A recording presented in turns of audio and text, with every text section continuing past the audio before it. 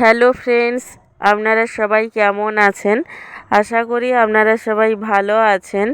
আমার channel সুস্মিতাজ food জাংশনে আপনাদের সবাইকে স্বাগত জানাই। আজ আমি আপনাদের সাথে শেয়ার করব ধনে পাতার বড়ার রেসিপি। আশা করি এই রেসিপিটি আপনাদের ভালো লাগবে। যদি এই রেসিপিটি আপনাদের ভালো লাগে তবে বাড়িতে অবশ্যই ট্রাই করবেন এবং আমার চ্যানেলটিকে সাবস্ক্রাইব করে পাশে থাকবেন। খুবই অল্প কিছু উপকরণ দিয়ে এই ধনেপাতার বড়া আমি বানিয়ে আপনাদেরকে দেখাবো। ধনেপাতার বড়া বানানোর জন্য আমি উপকরণ হিসেবে নিয়েছি ধনেপাতা কুচি, এছাড়া নিয়েছি বেসন, নিয়েছি লঙ্কার গুঁড়ো, সামান্য হলুদ গুঁড়ো এবং স্বাদ অনুযায়ী নুন।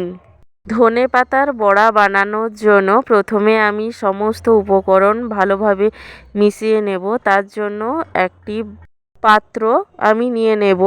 তারপর এই পাত্রে দিয়ে দেব বেসন। বেসন দেওয়া হয়ে গেলে আমি এর মধ্যে দিয়ে দেব ধনেপাতা কুচি।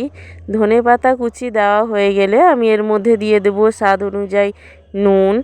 নুন দেওয়ার পর এর মধ্যে আমি দিয়ে দেব হলুদ গুঁড়ো এবং দিয়ে দেব লঙ্কা গুঁড়ো।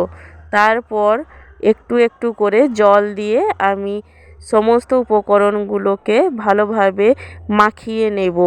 সমস্ত উপকরণ ভালোভাবে মাখানো হয়ে গেলে আমি এবারে বড়াগুলো ভেজে নেব। তার জন্য ওভেনে কড়াই বসিয়ে দেব এবং কড়াইয়ের মধ্যে দিয়ে দেব সাদা তেল।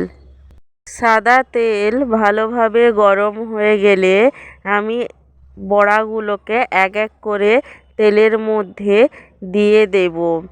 তেলের মধ্যে বড়াগুলো দেওয়া হয়ে গেলে আমি বড়াগুলোর এক পিঠ ভালোভাবে ভাজা হতে time Dev.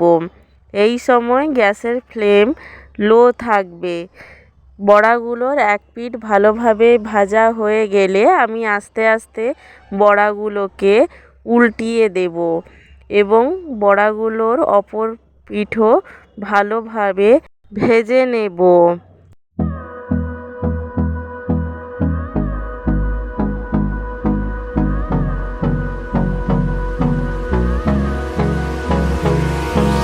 Hold me close till I get up.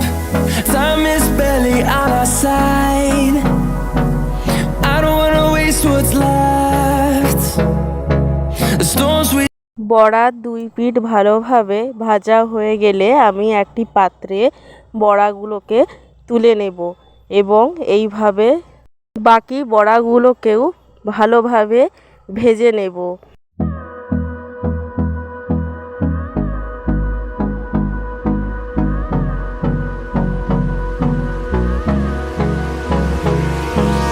hold me close till I get up.